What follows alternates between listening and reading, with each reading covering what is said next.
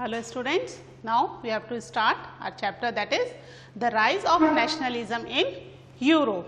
ठीक है, तो यूरोप में किस तरीके से नेशन स्टेट्स बिल्ड होने शुरू किए वो हमने देखा है ना, और देखा कुछ नेशन किस तरीके से यूनिफाइड हुए, few have the strange cases, अलग अलग तरह से अलग अलग नेशन यूनिफाइड होने शुरू हुए, plus they were using the symbols for nationalism. ठीक है, तो ये नेशनलिज्म के लिए ये सिंबल्स यूज किए जा रहे हैं नेशन स्टेट बनाने के लिए. ठीक है, तो अब हम पढ़ेंगे अपना जो इस चैप्टर का लास्ट टॉपिक है that is nationalism and imperialism. ठीक है, क्या है नेशनलिज्म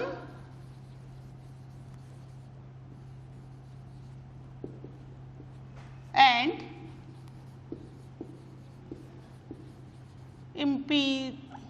imperialism.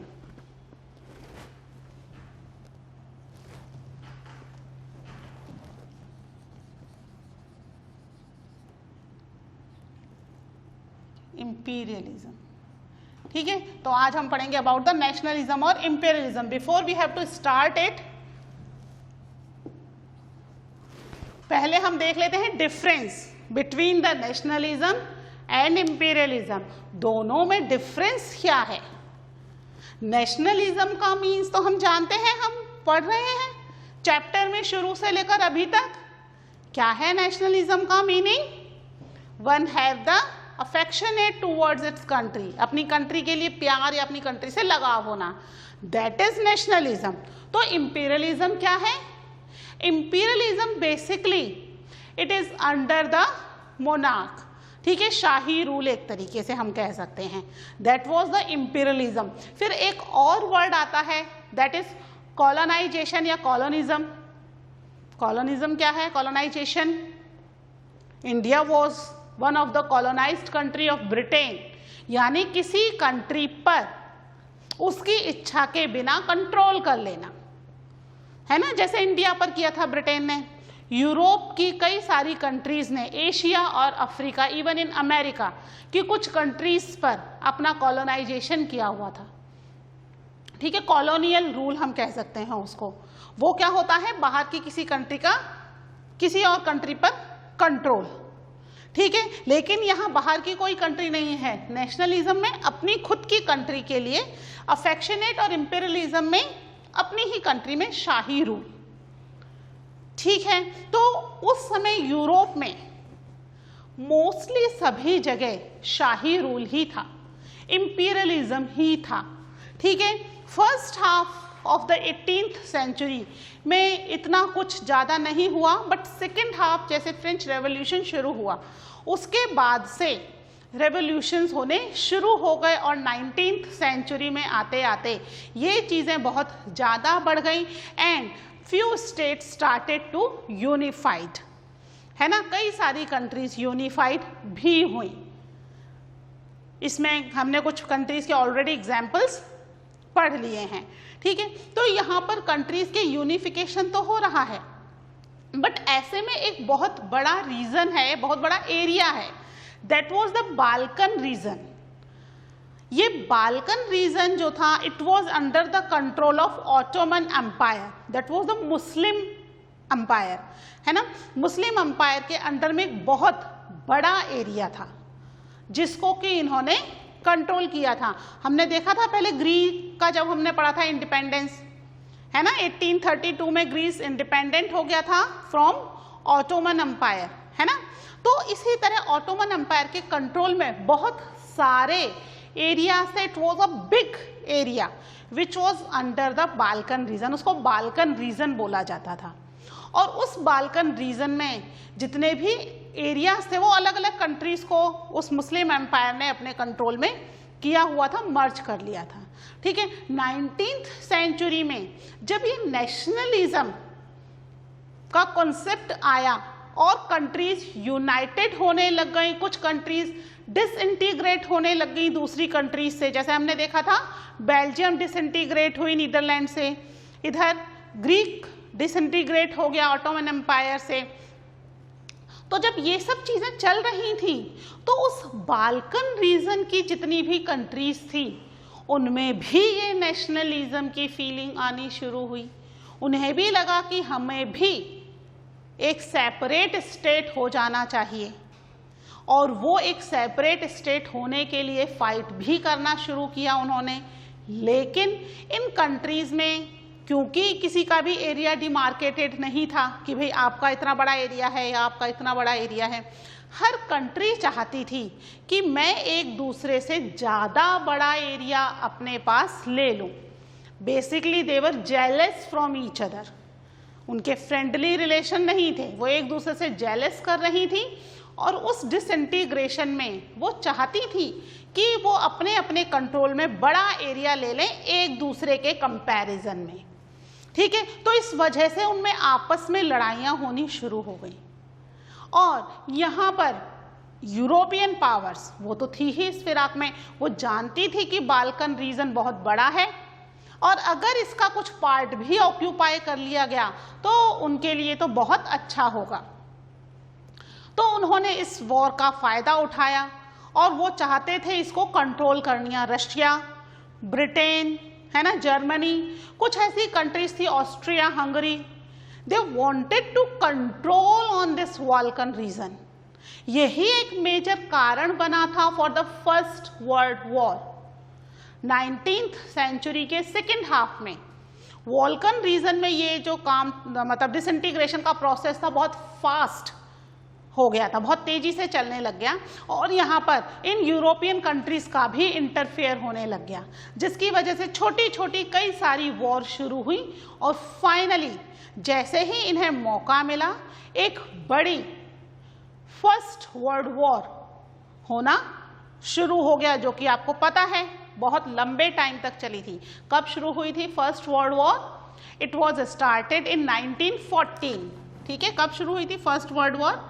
1914 में हुई थी, और 1918 तक चली थी। इतने लंबे टाइम तक जब ये वॉर चली थी तो लग रहा था कि 15-20 दिन में ख़त्म हो जाएगी, फिर महीना 2 महीना चलेगी, शायद 6 महीने में ख़त्म हो जाएगी, क्रिसमस आते आते हम वॉर ख़त्म कर लेंगे। लेकिन इस वॉर ने लगभग 4 से 5 क्रिसमस देख लिए, और तब जाके ये वॉर जो थी ख़त्म हुई। इतना लंबा टाइम चला, इस लंबे टाइम की वजह से बहुत ज़्यादा नुकसान भी हुआ। ठीक है, तो हम देखते हैं फर्स्ट वर्ल्ड वॉर का रीज़न भी क्या था। That was the Balkan area. ठीक है,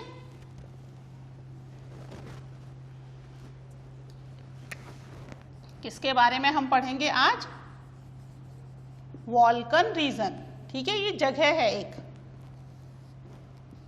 ठीक है, 19th सेंचुरी में सबसे बड़ा टेंशन का रीजन क्या था? That was the Balkan reason, the most serious source of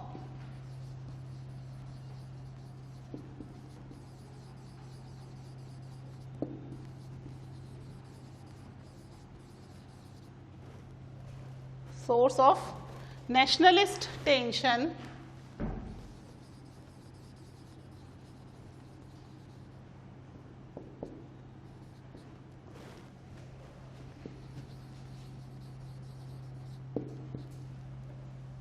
in Europe after 1817 was the area called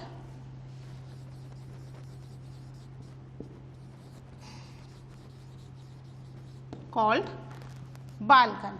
ठीक है, बाल्कन एरिया कहलाता था जो कि सबसे ज़्यादा टेंशन का रीज़न बना। कब? After 1817।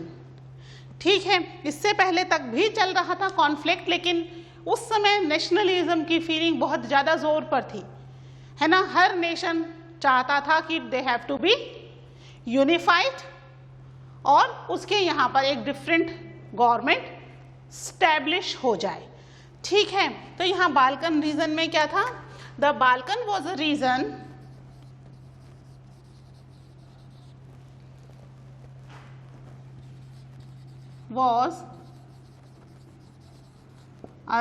of geographical and ethnic variation was under control of Ottoman Empire। ठीक है, जोग्राफिकली भी और एथनिकली भी यहाँ पर बहुत ज़्यादा वेरिएशन था। ऑटोमन एम्पायर के कंट्रोल में था, but there was a big variation. क्यों? क्योंकि बहुत सारे छोटे छोटे एरियाज को इंटीग्रेट करके बनाया गया था, है ना। बहुत सारे छोटे छोटे एरियाज को ऑटोमन एम्पायर ने अपने कंट्रोल में किया हुआ था, इसलिए यहाँ पर जोग्राफिकली भी और एथनिक मीन्स उनका culture, tradition, everything is different from each other. सब चीज़ें एक जैसी नहीं थी, एक दूसरे से अलग थी। तो यहाँ पर बहुत ज़्यादा वेरिएशंस हो रहे थे इन पर। ठीक है, और इस समय ही रोमांटिक नेशनलिज्म शुरू हो गया। ठीक है, the idea of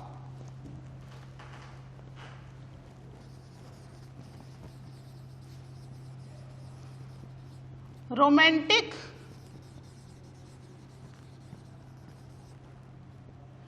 nationalism was made this region very explosive।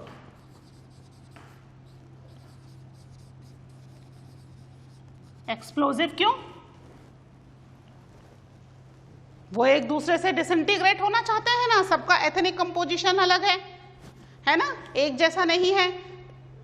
तो यहाँ पर वो एक दूसरे से अलग होना चाहते हैं, जिसकी वजह से क्या हो गया, ये एरिया आपस में एक दूसरे के साथ फाइटिंग शुरू हो गई, छोटी छोटी वॉर शुरू हो गई, है ना। हमारा कल्चर सबसे बेस्ट है ना, हमारी जो फोक टेल्स हैं, फोक सॉन्ग्स हैं, फोक डांसेस हैं, हमारी हिस्ट्री इज द बेस्ट।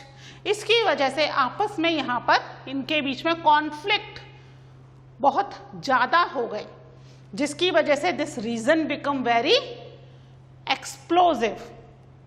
ठीक है, ये नोट डाउन करिए, फिर देखते हैं किस तरीके से इन्होंने डिसइंटीग्रेट होने की कोशिश की और फर्स्ट वर्ल्ड वॉर हुआ इनकी वजह से।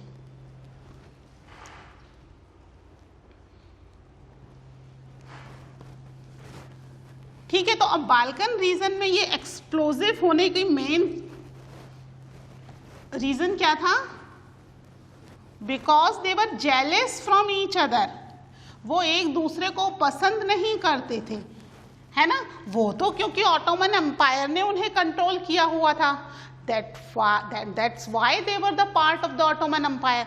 अदरवाइज तो अगर वो अलग अलग होते तो वो क्या होते, एक डिफरेंट कंट्रीज होते। तो वो एक दूसरे से ना केवल जेलस थे, बल्कि वो चाहते थे कि मेरे पास ज़्यादा बड़ा जोग्राफिकल एरिया आ जाए, है ना। मैं वॉर करूं या कुछ भी करूं, दूसरे का एरिया भी मैं ऑक्यूपाई कर लूं और मेरा नेशन बड़ा हो। तो इसके लिए भी उन्होंने वॉर शुरू कर दी। ठीक है, यहाँ पर क्या हो रहा है, the Balkan states were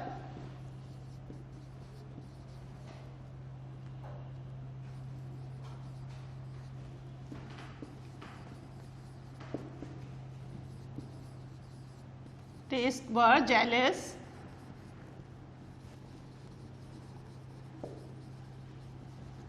from each other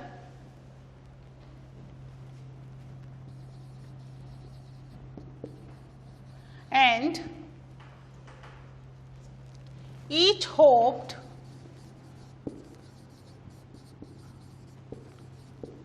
to occupy a large territory,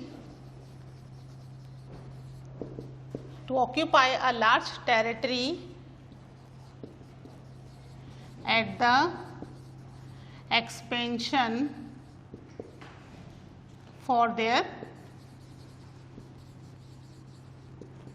nation, ठीक है, अपने अपने नेशन के लिए they want to occupy a large territory, कि हमें लार्ज टेरिटरी मिल जाए और हमारे पास एक बड़ा एरिया हो जिसको हम अपने कंट्रोल में कर सकें, ठीक है। यहाँ पर ये टेंशन चल रही है और अब यहाँ पर European countries, mainly Russia, Germany, Britain, है ना, ऑस्ट्रिया, हंगरी, ये क्या चाह रही है कि इस चीज़ों का फायदा उठाया जाए और उसमें से कुछ कंट्रीज को अपने कंट्रोल में कर लिया जाए।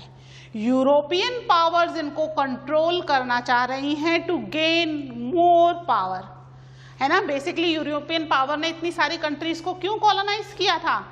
जिससे वो ज़्यादा पावरफुल हो जाएं, ज़्यादा इनकम हो सके उनकी, इसलिए उन्होंने इतनी सारी कंट्रीज को ऑक्यूपाई किया था। तो अब बाल्कन रीजन पर भी यूरोपियन कंट्रीज की नज़र है कि यहाँ पर भी वो क्या कर सकें, इसको कंट्रोल कर सकें, ठीक है। The European power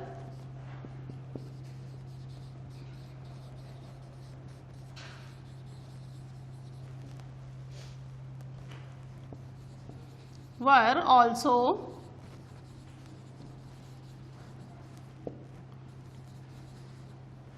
looking for the extension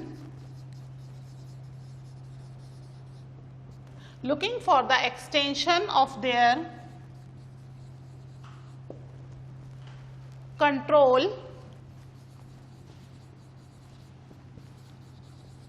over the area, ठीक है। Already they were jealous from each other, wanted to occupy large territory, plus European power का इंटरफेयर हो गया यहाँ पे, ठीक है। जो छोटी छोटी वॉर थी it become a big war, ठीक है। अब नेशन जो थे, यूरोपियन नेशन आपस में बट गए, मैं इसकी साइड, मैं इसकी साइड, जिससे कि वो क्या कर सकें, वॉर के बहाने इन कंट्रीज को अपने कंट्रोल में ले सकें। लेकिन ऑटोमन एम्पायर भी कोई बहुत ज़्यादा कमज़ोर कंट्री नहीं थी, it was not very weak, it was very strong country, इसीलिए तो उसने इतना बड़ा एम्पायर खड़ा कर लिया था, इतना बड़ा बाल्कन रीजन उसके कंट्रोल में आ चुका था, ठीक है। तो यहाँ पर बाल्कन रीजन अगर आपस में ही फाइट करके डिसइंटीग्रेट हो जाता, जैसे और छोटी छोटी कंट्रीज डिसइंटीग्रेट हुई, तो कुछ नहीं था। लेकिन यूरोपियन पावर के इंटरफेरेंस की वजह से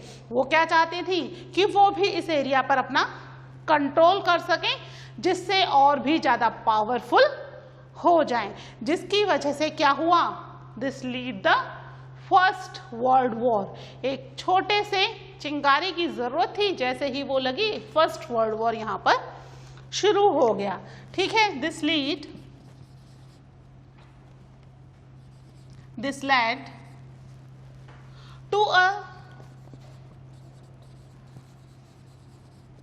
series of wars in this region। इस एरिया में कई सारी छोटी छोटी वॉर शुरू हो गई एंड फाइनली